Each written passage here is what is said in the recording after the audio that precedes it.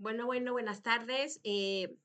Vamos a darle seguimiento a nuestra clase que nos toca ver el día de hoy, que es del tema de análisis de proyectos de inversión.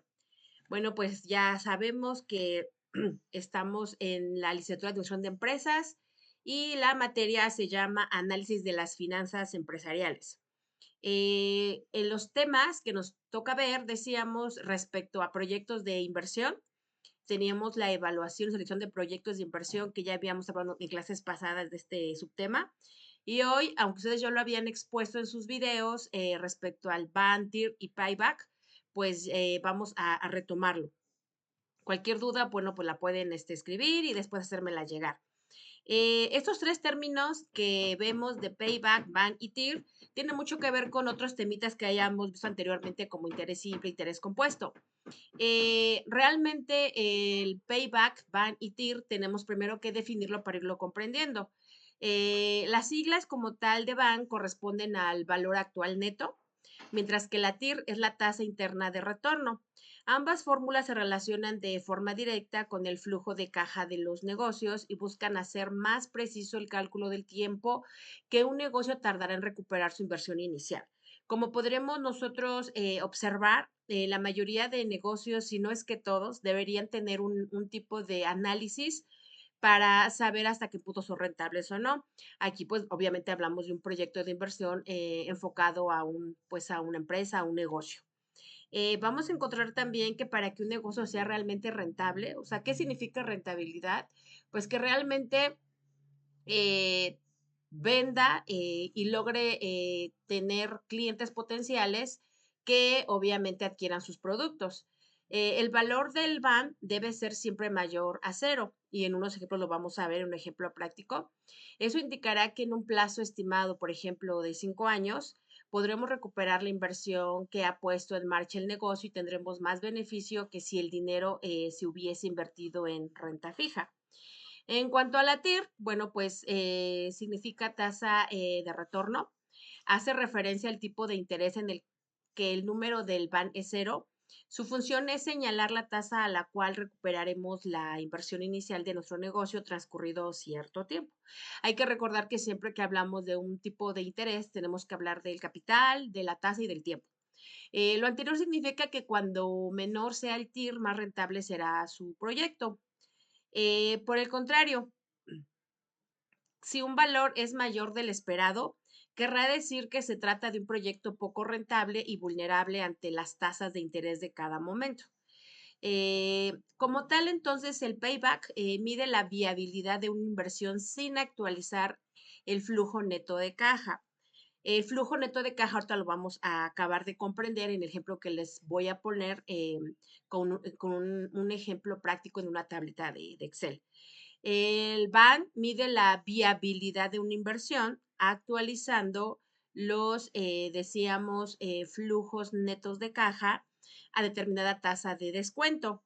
Y la TIR, pues es la tasa de descuento que hace que el BAN sea cero.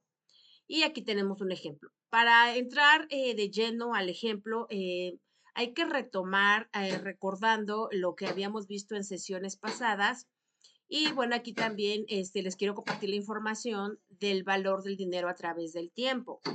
El valor del dinero a través del tiempo, sabemos que no es lo mismo el dinero que voy a tener ahorita en el presente a el que voy a tener en el futuro. ¿Por qué? Porque como hay inflación en cada país, tenemos que irlo considerando para medirlo y que no pues vayamos perdiendo. Si yo mi dinero lo pongo a trabajar en una institución financiera, es decir, yo tengo a lo mejor 1 millón de pesos y lo meto a un interés fijo, o sea, que me genere rendimientos en un banco, por ejemplo, que es lo más común, pues ese millón al final del año ya no me lo van a regresar por 1 millón, me lo van a regresar como por 1.300.000, ¿no? Entonces mi ganancia fueron 300.000, siempre y cuando pues yo lo ponga a trabajar. Porque si yo ese dinero lo dejo guardado bajo el colchón, no va a tener valor, más bien va a perder valor, ¿no? Entonces ya no se podría considerar el mismo. Por eso es de que dicen que conforme va pasando el tiempo, el dinero va perdiendo valor. Entonces, en definición, significa que es el cambio en la cantidad de dinero durante un periodo de tiempo dado. El valor del dinero es el tiempo, es un concepto basado en la premisa de que un inversor prefiere recibir un pago de una suma fija de dinero hoy en lugar de recibir el mismo monto en una fecha futura, pero queda igual si no las tocas ni las usas ni pides prestado. El BDT indica que una unidad de dinero hoy vale más que una unidad de dinero en el futuro. Esto ocurre porque el dinero de hoy puede ser invertido, ganar intereses y aumentar el valor nominal. Entonces, el valor del dinero a través del tiempo es el cambio en la cantidad de dinero en un periodo de tiempo. Una persona que cuenta con dinero para gastarlo hoy estará dispuesta a esperar por hacer uso de ese derecho solo si se le compensa debidamente por este sacrificio. Una persona que hoy no cuenta con dinero, pero que sí lo tendrá en el futuro, estará dispuesta a pagar por tener el privilegio de contar con este dinero hoy. Entonces hay que ver por eso el dinero de hoy comparado con un dinero futuro y hasta qué punto la persona que lo cuenta lo invierte, lo gasta o lo ahorra. Entonces aquí en las finanzas, bueno, sí nos interesa mucho darle nosotros ese valor al dinero, porque a mí, por ejemplo, muchas personas me preguntan qué hacen con su dinero, ¿no? Porque a lo mejor recibieron un aguinaldo, recibieron un finiquito, una liquidación, recibieron un apoyo gubernamental, una beca, no sé, o les fue muy bien en su negocio, entonces no saben qué hacer con su dinero para que no pierda valor. Lo que sabemos es que tienen tres vertientes, ¿no? Una pues es ahorrarlo, otra es gastarlo y otra es invertirlo. Sabemos que el gasto como tal no lo podemos de algún modo evitar al 100%, ¿no? Hay gastos fijos que quieramos o no, tenemos que pues hacer uso del dinero para cubrir esos gastos. Sin embargo, sí se recomienda que no se gaste todo, sino que una parte se invierta y una parte se ahorre.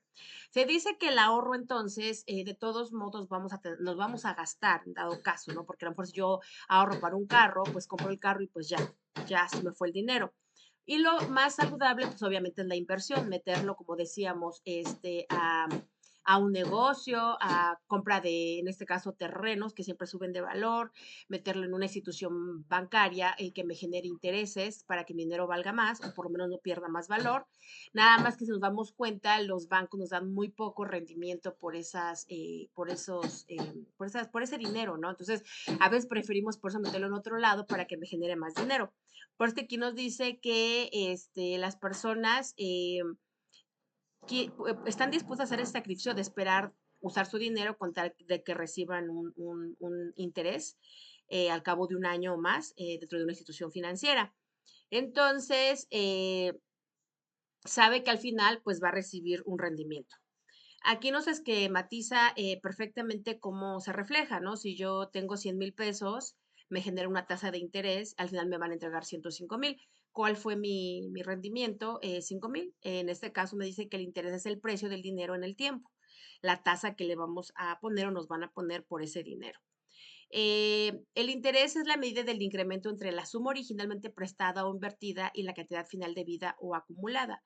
Por ejemplo, si pido prestado hoy 100,000 pesos y tengo que devolver 105,000, el interés pagado es 5,000. La verdad está muy, muy fácil de comprender cuando lo vemos desde este punto de vista, ¿no? A veces no es tanto como aplicar mucha fórmula, sino más bien es a utilizar un poquito la lógica de cómo se maneja el dinero, ¿no? A mí me sorprende porque he conocido mucha gente que no fue como tal a una escuela, a una universidad, no estudió finanzas, ¿no? Inclusive a veces hasta no sabe como tal escribir o leer, pero sabe manejar el dinero, ¿no? La verdad me admira. Pero es la lógica, ¿no? La lógica del dinero que yo digo, ahorita tengo estos 100,000, se los presto a alguien a cierto tiempo, a 3 meses, medio año, y me regresa 105,000. ¿Por qué? Porque yo le estoy cobrando 5,000 del interés por prestarle el dinero. Porque si yo le prestara 100,000 y me devolviera los mismos 100,000, entonces no tendría ningún sentido hacer ese movimiento, ¿no? ¿Cómo se determina entonces la tasa de interés? Bueno, decíamos entonces que el BDT se materializa a través de la tasa de interés. El dinero tiene entonces un valor diferente en el tiempo, dado que está afectado por varios factores. Enunciamos algunos de ellos, aunque hay más, ¿no? El principal sabemos que es la inflación. La inflación entonces consiste en el incremento generalizado de precios hace que el dinero pierda poder adquisitivo en el tiempo, es decir, se desvalorice. Eso tiene mucho que ver con cada país, con cada gobierno, cómo se maneja su economía. Entonces, aquí tenemos algunos de los comunes basados en el tiempo del dinero son valor presente neto. El valor presente neto es una cantidad que recibiremos en el futuro, está dada por BP de BF entre uno más Y elevado a la N. Estas son fórmulas que nosotros ya hemos venido utilizando en matemáticas o en otros ejemplos que hemos visto al inicio, donde sabemos que I pues es el interés que se hace, N es el tiempo, ¿no? En el que se va a recuperar esa inversión. Obviamente el valor presente es lo que tengo ahorita y el valor futuro es lo que yo tendré con todo y el interés. Ahí tenemos entonces las abreviaturas, ¿qué significa? Decíamos entonces que BP, valor del tiempo. O sea, actualmente, valor presente. En el futuro, pues valor futuro, valga la redundancia. La I minúscula es la tasa bajo la cual el dinero será aumentado a través del tiempo y la N es el número de periodos para calcular. ¿Por qué? Porque decíamos que todo va de acuerdo a tiempo y todo va de acuerdo a una tasa de interés. Entonces, nosotros cuando vemos algún tipo de fórmula, le nombramos capital, que sería el valor presente, y el capital final, pues sería el valor futuro, ¿no? Que es el capital más el interés. Entonces, bueno, ahí ya nada más es situaciones de cambiar algunas abreviaturas, pero básicamente tenemos que llegar al mismo resultado. El monto invertido que se recibirá, por ejemplo, en una cuenta de depósito a una cierta tasa de interés, tenemos otra fórmula, donde A es el valor de los pagos individuales y la tasa de interés y en el número de periodos. El flujo de caja, que es lo que a nosotros nos interesa mucho en este tema que estamos viendo, pues se entiende que o se refiere a los flujos de entradas y salidas de caja o efectivo en un periodo dado. Nosotros nos preguntaremos por qué hacemos tanto énfasis en la caja o en el efectivo. Bueno, pues muy sencillo, porque nosotros hacemos o nuestro negocio depende mucho del dinero. O sea, de lo que entra, de lo que sale, cómo se mueve. Nosotros sin dinero, pues no podríamos movernos. Entonces, todo va enfocado a esto. Un flujo de caja es la acumulación neta de activos líquidos en un periodo determinado y por lo tanto constituye un indicador importante de la liquidez de la empresa. ¿A qué se refiere la liquidez? Que yo cuente con dinero constante en este momento para hacer frente a mis deudas. Es muy diferente la liquidez de la rentabilidad, porque decíamos al inicio, la rentabilidad es que yo venda y la liquidez es que yo tenga dinero para cubrir mis obligaciones principales o prontas y no estar endeudándome para cubrirlas. El estudio de los flujos de caja dentro de una empresa puede ser utilizado para determinar, uno, problemas de liquidez, dos, para analizar viabilidad de proyectos de inversión, tres, para medir rentabilidad o crecimiento de un negocio. Entonces acá podremos ver que los problemas de liquidez, el ser rentable no significa necesariamente poseer liquidez. Una compañía, por ejemplo, puede tener problemas de efectivo aún siendo rentable, por lo tanto permite anticipar los saldos en dinero. Eso es muy común encontrarlo. Yo he visto muchas empresas que venden mucho porque su negocio es bueno, su producto es bueno, el servicio es bueno, pero ¿qué pasa? Que la persona que está a cargo de las finanzas, la cabeza, pues está haciendo mala administración del dinero. Entonces, aunque venda bien, no está teniendo liquidez, no está teniendo ese momento dinero para hacer frente a sus deudas. Entonces se preguntarán por cuál es el motivo. Bueno, el motivo podría ser porque a lo mejor está poniendo todo su dinero en activos fijos o está poniendo todo su dinero en la inversión. No es que esté mal, nada más que va a tardar mucho en recuperar su capital, pero mientras tanto sí tendría que ver cómo hacerle frente a sus deudas. Yo conozco empresas que inclusive tienen que pedir prestado para pagar hasta la nómina de los trabajadores. Y eso pues no está bien en términos financieros. Entonces, no necesariamente si alguien vende, si va a tener liquidez, no es siempre. Lo ideal sería que sí, pero no es siempre. También para analizar la viabilidad de los proyectos de inversión, los flujos de fondos son la base de cálculo del valor actual neto y la tasa interna de retorno. Para medir la rentabilidad o crecimiento de un negocio cuando se entienda que las normas contables no representan adecuadamente la realidad económica. Entonces, es bien importante lo del flujo de caja, porque a partir del dinero podemos tomar las decisiones que tengamos y hacerle frente a situaciones adversas que pudieran llegarse a dar y que pudiéramos evitarlas. Obviamente, cuando yo tengo un proyecto de inversión, pues tiene mucho que ver con estos flujos para tomar las mejores decisiones.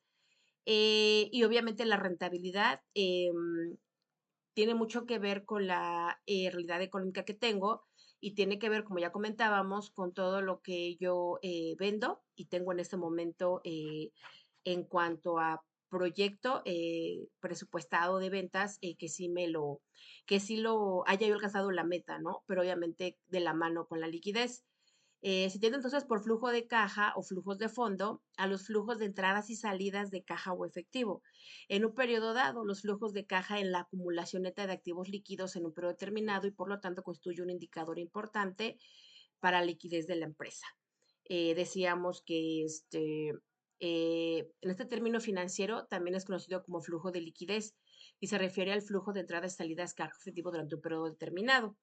Dentro de este informe financiero se registran los ingresos por concepto de ventas, alquileres, cobros, préstamos, intereses, así como ingresos de dinero, tales como pagos de facturas, impuestos, sueldos, servicios básicos, amortizaciones, entre otros. Aquí obviamente nosotros ya hemos visto algo de contabilidad financiera y sabemos que todas las entradas pues son ventas y otros ingresos. Salidas es todo el gasto, costo y que la diferencia es mi utilidad, ¿no? Lo representamos en un estado financiero llamado balance general, así como estado de resultados, que me refleja cómo se encuentra la empresa actualmente en términos financieros. Destaca que la diferencia que existe entre los ingresos y egresos es conocida como el saldo o flujo neto. Si este es positivo, implica que los ingresos superaron a los egresos.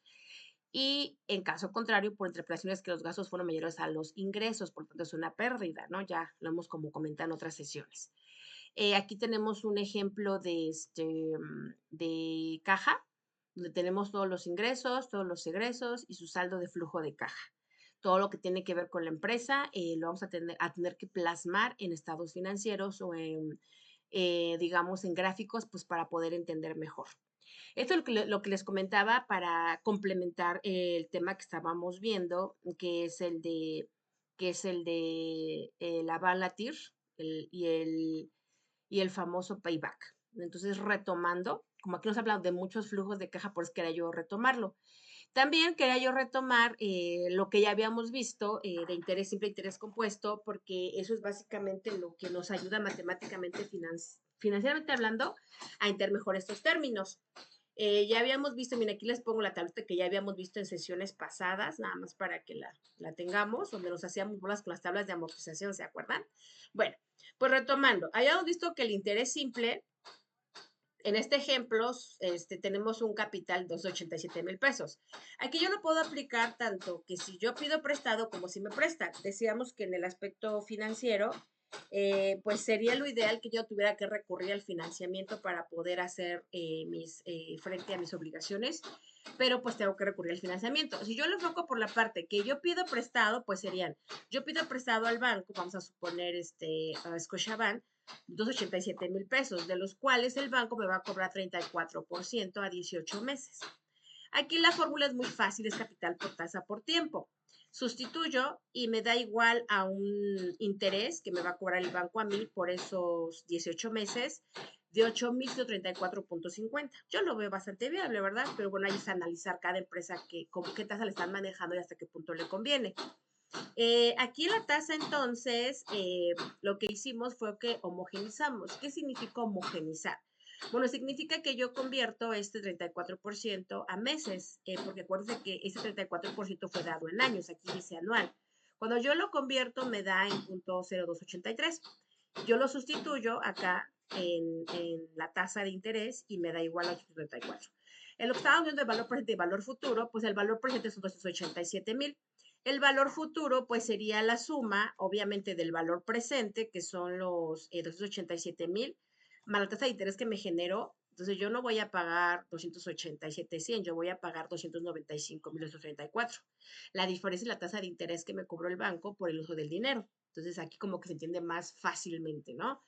Para poder entenderlo mejor, hacemos una tabla de amortización. ¿Qué es la amortización? Otra cosa más que reflejar qué voy a pagar mes a mes, ¿no? Que es lo cuando nos los dan el banco, que sacamos un crédito hipotecario, un crédito automotriz, etcétera, nos dan una tabla de amortización para que sepamos cuánto vamos a pagar mensualmente. Aquí tenemos entonces del mes 1 al mes 18. Yo voy a pagar entonces de este capital, que son 287,000, lo voy a dividir entre 15.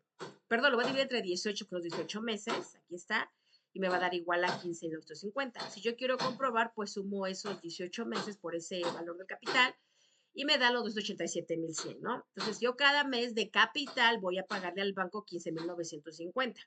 La tasa de interés ya la tengo acá, son 8,134 por mes. Aquí es por mes, aquí ya la tengo. Y finalmente, la deuda, que la deuda tiene que ver con lo que yo, voy a ir disminuyendo de lo que voy pagando. Entonces, si yo debía 287,000 y pago 15,000, pues ya nada más debo 271,150. De esos 71,150 le resto lo que voy pagando en el mes 2, que son 15,950, pues me quedan 255,200. A esos 55,200 le quito la parte del capital que pagué en el mes 3 y me van a quedar 39,250. Y así me sigo durante todo el año hasta que liquido la deuda, ¿no? En el monto a pagar hay que recordar que yo le voy a pagar al banco la parte del capital y la parte del interés, porque de modo que el banco va a perder. Entonces aquí que voy a sumar, pues los 15,000 del capital que le voy a ir pagando mes a mes al banco, más el interés que me va a cobrar el banco mes a mes, que son 8,000. Entonces ahí ya son 24,084. Entonces en este sentido lo voy a pagar lo mismo cada mes hasta que liquide yo la deuda. O sea que se puede especificar mejor, ¿no? Entonces en conclusión, valor presente, 287,000, valor futuro 295,000, interés 8,134, tasa de interés 18,34% anual. Entonces aquí ya tenemos bien explicado cómo se maneja. La situación real y actual de la mayoría de empresas o instituciones cuando les pido prestado es que manejan uno que se llama interés compuesto, no el interés simple que es este. ¿Por qué razón? Porque pues de algún modo no sería negocio para ellos, ¿verdad? Entonces aquí hacemos el mismo ejemplo, que también ya lo tienen ustedes en SAP, ya lo habían visto, nada más lo estamos, repito, retomando. Entonces aquí en interés compuesto pues hacemos exactamente lo mismo, nada más que aquí la fórmula cambia. Obviamente hay muchas, eh, digamos, fórmulas para sacar el interés compuesto y hay muchos tipos de interés compuesto. Yo aquí les pongo un ejemplo de muchos tantos que hay. Es lo mismo. Tengo los 287,000, el 34% anual, 18 meses y me queda igual. Nada más que la fórmula no es capital por tasa por tiempo, sino aquí es el capital de 1 más R, que en este caso R es la tasa de interés, elevado a la T mayúscula, que es el tiempo, menos 1. Yo lo sustituyo y me queda entonces de esta manera. Nada más es hacerlo así. En la calculadora, cuando yo elevo a la T, no es otra cosa más que tomar la tecla que dice X elevado a la y ahí le pongo, en este caso, el tiempo, que son 18.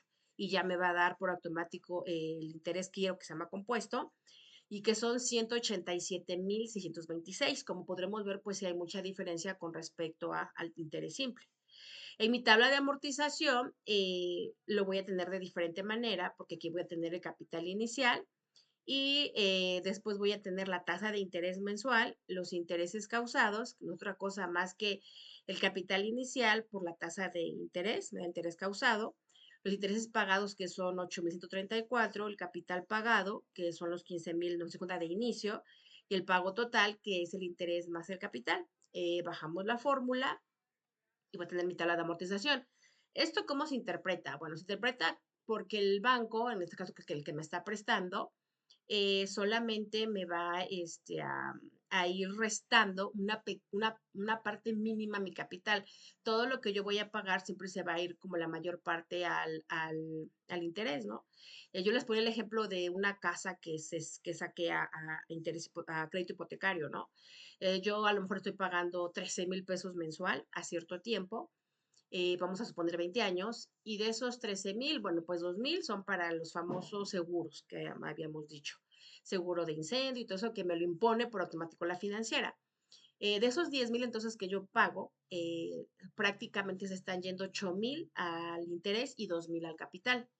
Obviamente, cuando yo llegue al año 10, más o menos, de 20 años, ya voy a empezar a abonar más a mi capital, de modo que entre más tiempo pase, ya le voy a ir cubriendo más a mi capital, pero de inicio todo se va al interés. Eso ya, me voy a ir un poquito rápido porque ya lo habíamos visto en clases, ya lo habíamos comentado, ya tienen ustedes las tablas, ya hicieron ejercicios. Nada más lo estoy retomando por la situación del tema que estamos viendo, que es lo del VAN, la TIR, por esa razón, ¿no? Entonces, bueno, más para retomarlo y recordarlo. Conclusión, decíamos, valor presente, el capital, valor futuro, el capital más el interés. Y ahora sí me voy al tema que ya habíamos comentado, de los proyectos de inversión. Entonces,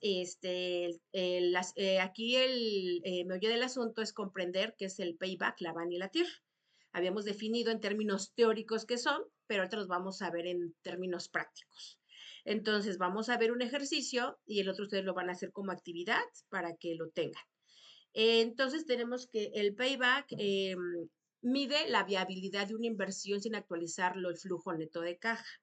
Ya vimos que es el flujo neto de caja. Entonces, bueno, mide la viabilidad para ver si un proyecto de inversión me conviene o no. Pero acá decíamos, no tomamos en cuenta la actualización del flujo neto de caja. En el BAN es lo mismo, nada más que se actualizó el flujo neto de caja. Y el TIR, pues es la tasa de descuento que hace el BAN, que hace que el BAN sea cero. Tanto el payback es estático, el BAN es dinámico y la TIR es dinámico.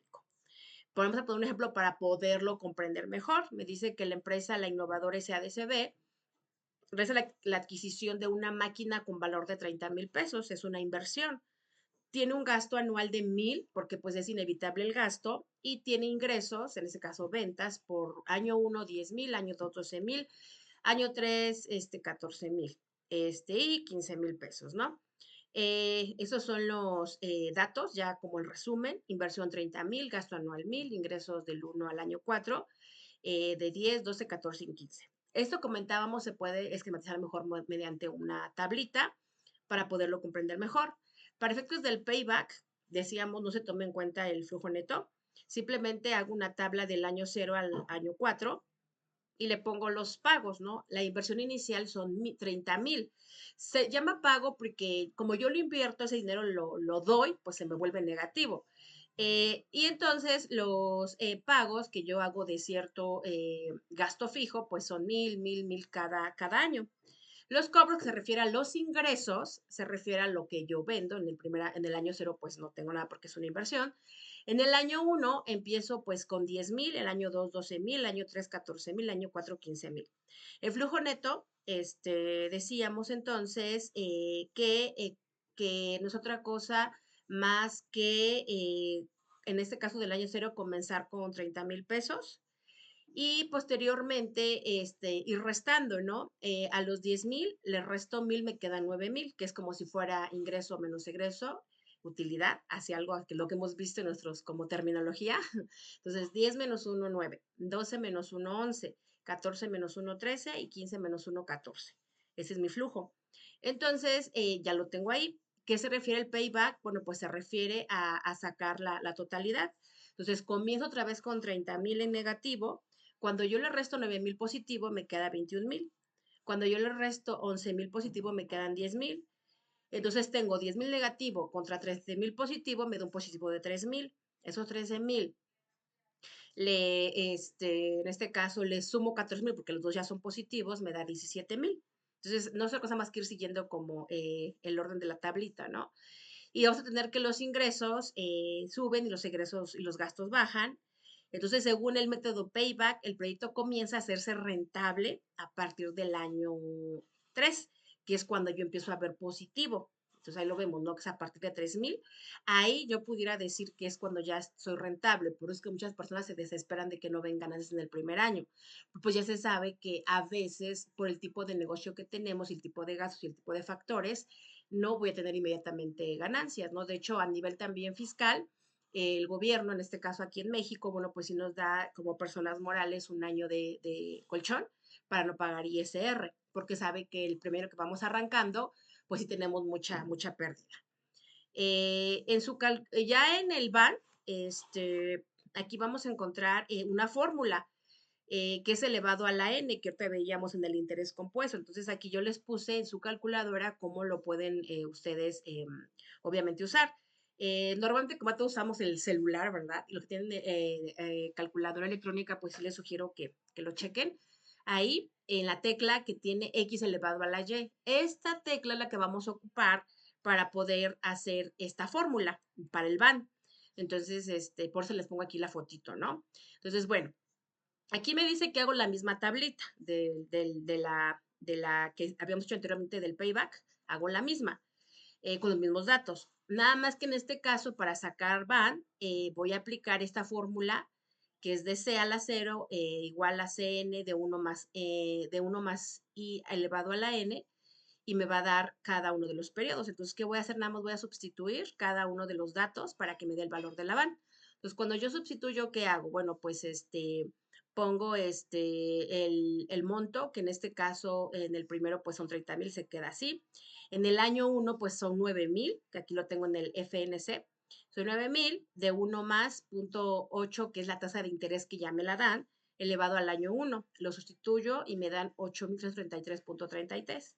Para el año 2 voy a hacer exactamente lo mismo, pero en lugar de ser 9,000 van a ser 11,000 de 1 más 0.8 elevado a la menos 2, que es el año 2. Para el año 3 tomo los 13,000 que tengo aquí en mi tablita en el FNC. De esos 13,000 sustituyo 1 más 8% elevado al año 3 menos 3. Y en el año 4 pues van a ser 14,000 por 1 más la tasa de interés que es el 8% elevado a la menos 4.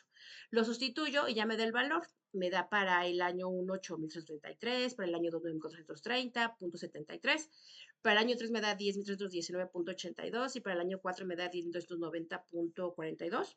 Y ya tengo mis valores de la van. Decíamos que cuando le vamos a la menos 1, toman en cuenta esa tecla de su calculadora y ya les va a dar. En total, entonces, yo tengo 30,000, de los cuales tomo un positivo de 8,333, me da menos 20,166. Contra un positivo de 9,430.73, me da un negativo de 12,235.94. Con un positivo de 10,319.82, pues me da menos 1,916.12. Contra un positivo de 10,390, pues ya me da positivo al final de 8,374.30, que significa que hasta el año 4 es viable para la van este proyecto de inversión. Finalmente, con la TIR, vamos a hacer exactamente lo mismo, nada más que en lugar de ponerle aquí el 8% para la van, le vamos a poner el 19,4. En la próxima sesión ya vamos a ver a detalle cómo sacar el 19,04. Aquí lo que interesa es ver en cuanto a la TIR, en cuanto a van y en cuanto a payback, cuál es la comparación respecto a cuál me brinda en menor tiempo mejor proyección. Entonces acá hago exactamente lo mismo, solo que en lugar de ponerle .08 le voy a poner el 19,04%. Igual lo sustituyo con la fórmula que ya tenemos acá y con la calculadora utilizando la tecla X elevado a la y ya lo voy a tener acá, lo sustituyo. Cuando yo sumo en la última columna que es van, utilizando obviamente la TIR de 19,04, me va a dar igual a 0. O sea, aquí lo que queremos pues es que nos dé igual a 0, ¿no? Como podrán ver, si yo aplico adecuadamente las fórmulas, no va a tener mayor problema respecto a la TIR, a la van y al payback. Y necesitamos ver nada más cuál es la mejor opción. Como actividad, entonces, quedaría el mismo ejemplo con la misma TIR de 19,04, solo que cambiando la inversión, el gasto y lo demás del año 1, 2, 4 se quedará igual para que ustedes lo puedan realizar y me lo hagan llegar, se lo revise. De mi parte sería todo. Cualquier duda, pues estamos al pendiente. Gracias.